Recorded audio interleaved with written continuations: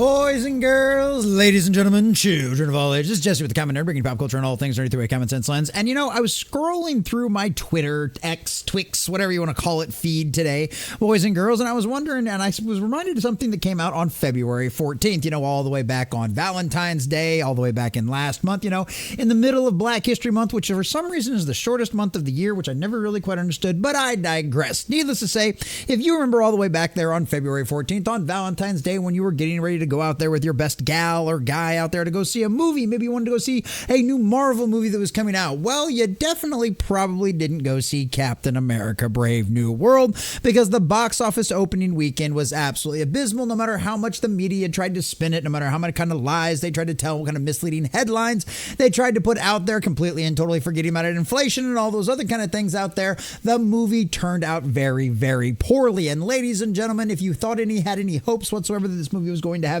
any kind of legs, well, you should have checked out the audience and the critic score, because needless to say, it did not in any way, shape, or form. And after all of the disastrous dumpster fire that this movie's box office has been, I think we can officially declare it over, ladies and gentlemen, because as coming in as the second worst Marvel movie at the box office ever, ladies and gentlemen, it looks like Captain America Brave New World is not even going to cross $400 million globally, and that is a disastrous dumpster fire. This movie is going to lose Disney Marvel hundreds of millions of dollars, and we'll be doing just some very basic math based on obviously the probably more likely true actual production numbers versus what the reported Hollywood box office trade magazine numbers are. There is no denying in any way, shape, or form this movie is a disaster and an absolute loss for Disney Marvel. Boys and girls, this movie is only second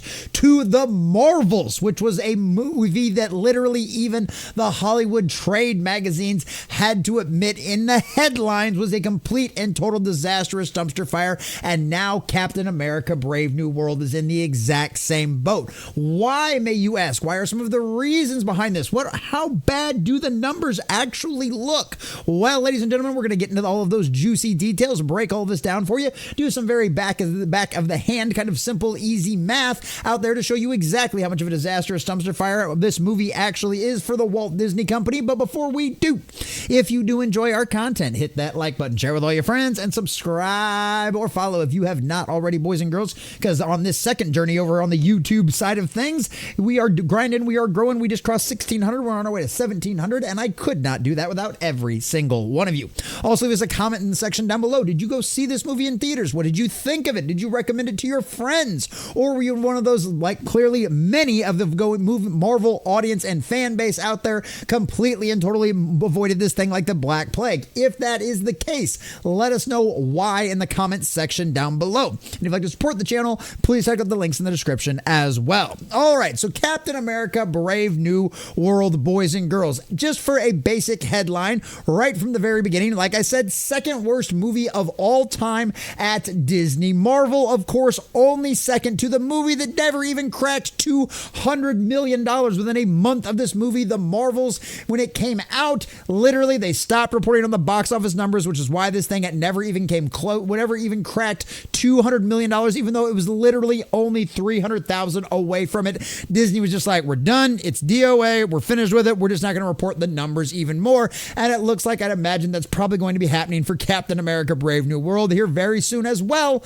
because 390 million looks like it's where it's going to be stuck at. Now, as we scroll down through here and we look at all of our numbers and everything else, this is a chart that we've liked to use and reference before out here, right? Because you've got very simple, you see this lovely little cone right here, right? What does this lovely little cone represent? So this shaded area represents the expected performance range for a film based on its opening weekend box office, right? So whatever you made that opening weekend, they compare that to every other movie that made that very similar number that opening weekend, right? And that kind of gives you your cone of happiness, right? That means you're at least in line with other movies of your same beginning spot right there. Now, how many of those other movies? 95% of all movies that have this kind of opening weekend stay within this lovely little shaded spot right here. That's why we call it the cone of happiness. Because even if you lost money, which of course that's actually based on how much your production budget actually was, which we're going to get into all of that here in a little bit, needless to say, at least you're in the same page as everybody else. As you can see, though, the direct opposite is true here with Captain America Brave New World, with its opening box office weekend of basically $100 million over a 4-day opening weekend, mind you, right? It's 3 days, something along the lines more of 88 million, right? It's actual 3-day opening weekend, but it looks like they're trying to start the cone of happiness up here just to give them a little credentials. Well, even then, this movie performed worse than 95% of all other films within the last 5 years that started out with a $100 million opening box office, right? Now, that is bad. Now, we obviously don't know. We'd have to go through all of the background information to know exactly how much all of the rest of these production budget numbers were, but with this one, not only is it falling below 95% of all other films, have I emphasized that enough yet? 95% worse than all of the films we know any Disney Marvel budget out there is going to have way bigger of an average budget than any other film out there, because that's just what they do. And you can believe what the trade magazine said about the $180 million production budget, right? Because once we get into actually doing a little math, you'll find out that even if that is true, it's not. The movie has still lost money, okay? So let's use the prime example, right? So if you want to believe the $180 million production budget out there, according to the Hollywood trade magazines, I want to sell you some oceanfront property in Arizona, because here's a prime example. This is the one I love to bring up, right? Disney Star Wars, The Rise of Palpatine, allegedly, according to the Hollywood trade magazines, had a budget of approximately $300 million, right? Then, several years later, because see, they filmed that in the United Kingdom. Why? Because all of those sweet tax breaks you get over there, right? They actually make it to where your production budget didn't technically cost as much because you got tax dollar monies back from the government, right?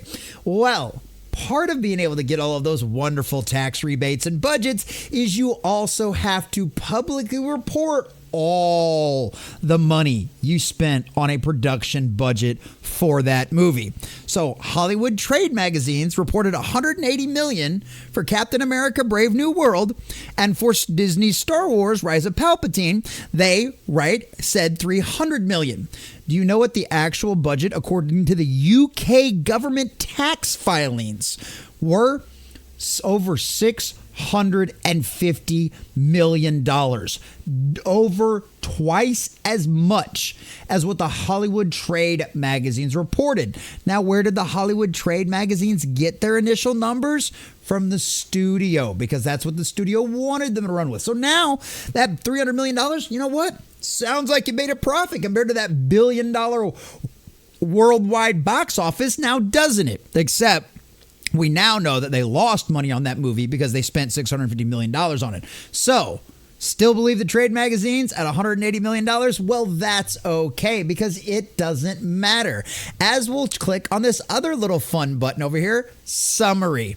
Right down here, opening weekend, 88 million. Legs, 2.1.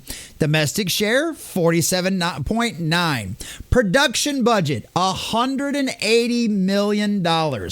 Worldwide box office is 2.2 times production budget. What does that mean? It lost money. At minimum, a movie globally needs to make 2.5 times its production budget in order to make a profit. Why? Well, for one, the domestic box office split is about 50%, 50%. Studios get 50%, the theaters get 50%. You go overseas, that automatically starts to drastically drop. Most overseas cuts are 60-40. 40% goes to the studio, 60% to the theaters. Now, if you go to that China, that one where, Disney Marvel changed the Chinese IMAX posters for Captain America Brave New World as well as Star Wars, to appease that Chinese market, yeah, they get about 20 to 30% of that box office, whereas 70% of it goes back to the CCP. So yeah, is it really worth chasing all of that? They know behind the scenes they don't make any money over there, right? but it looks good in the headlines because most people don't know about all of this 2.5 times stuff. They don't know for the actual reasons why that movie actually lost money, because most of the investors don't get past the headlines either. And as we've already proven point, the Hollywood trade magazines will gladly lie for these studios and mislead their audience because of BS numbers they've been fed from the studios like Disney, Marvel. And why? Of course, because they want to keep getting that access, that inside information, unlike Forbes, who goes back and writes articles over, hey, this is what the actual production costs were, which is why all of these Disney, Marvel, and all of the rest of these movies lost money, which is exactly the same here. Now, right? So now, and then also the 2.5 is also being kind of generous too, because R&B, Robert Meyer Burnett, who is a very famous guy out there in the Hollywood circles who still currently works in the industry, says with the current prices on things and how much they spend on marketing now compared to what they used to, it's more often than not better to actually go 3 to sometimes even 4 times production budget in order to actually say if something's been profitable enough, but will be nice. Just remember, these losses could be way worse than what we are estimating right here, right? So 2.2. So let's just pull up the calculator. So none of you guys have to trust me on this one, right? Let's just go ahead and pull the calculator down here. So we take $180 million, right? We times that by 2.5. $450 million is what it would have, according to the Hollywood Trades magazines, what it would have cost for this movie just to break even. Now, if we go with like Robert Meyer Burnett's numbers, right, just for fun, we'll do that real quick. Let's just go 3 times, right? 180 million times 3. $540 million, which means just based on the reported production budget from the trade magazines at $180 million, this movie has lost them anywhere from $60 million, right? $60 million. All the way up to $120 million, give or take. Like, that is absolutely abysmal. I mean, that is bad. Anywhere from literally, basically $90 million. $90 million based on what we've got right here. Basically $90 million. Now, that's only based on the $180 million reported budget, right? Excuse me, boys and girls. Got that weather stuff going around right now. I do apologize, especially if my throat's been feeling a little funky. But let's go ahead and go with what we heard, right? And let's be generous.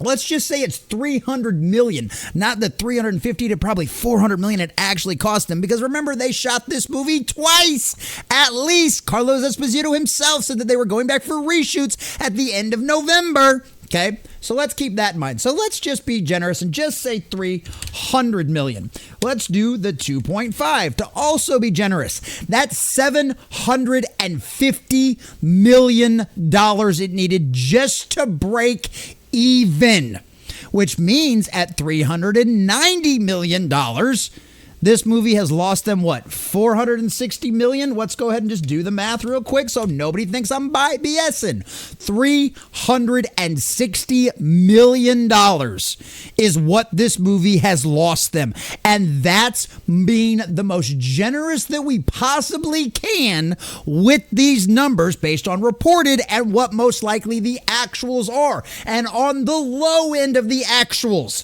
$360 million of a loss because of this movie. Now, it doesn't matter if you liked the movie or not. It doesn't matter if you thought it was the best Captain America movie ever. The numbers don't lie.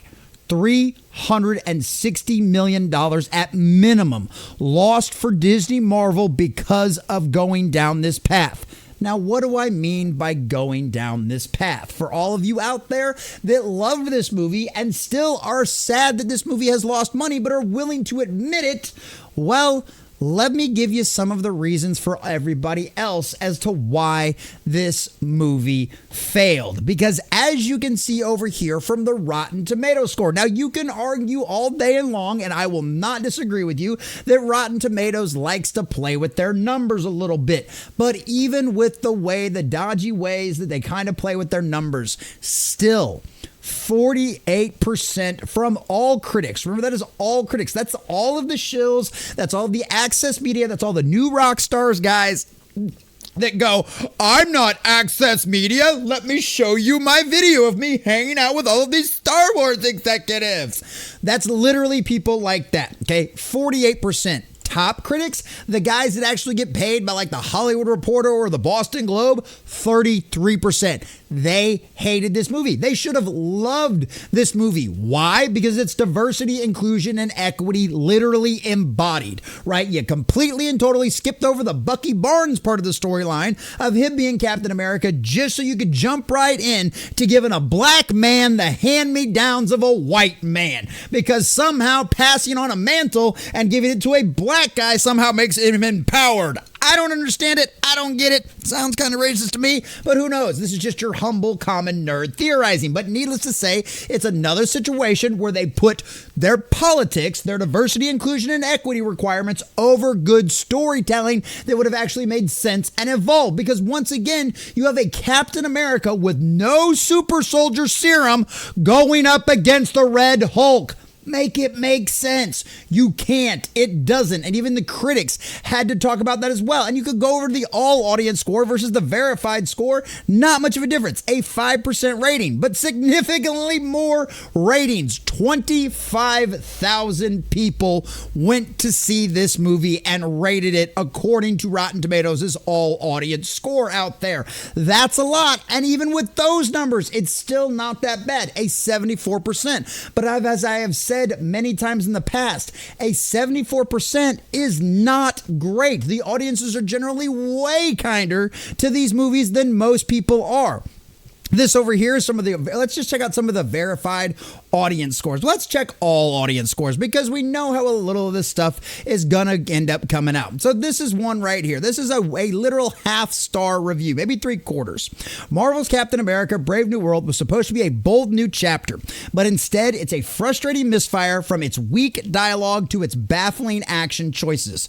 The movie fails to deliver on almost every level. One of the biggest issues is Sam Wilson's portrayal as Captain America. For about 90% of the movie, he's running around without his proper gear and just a shield and expecting us that he can survive against heavily armed enemies. Their lack of his full suit and wings makes no sense. It feels like the film is constantly fooling the audience into thinking he's just as durable as Steve Rogers, which he simply isn't, right? This is nothing about race swapping. It's nothing about diversity, inclusion, and equity or any of the rest of this kind of stuff, although we know at the time that was what's behind all of this. It all comes down to just the fact that the story makes no sense, because that's what happens. These people hide behind the guise of identity politics to try to make up for the fact that they have no actual talent. This director had no place being involved in it, and if you hear the reports from behind the scenes, even if half of it is true, it still shows you that he had no idea what he was doing, and Disney Marvel had to come in and replace him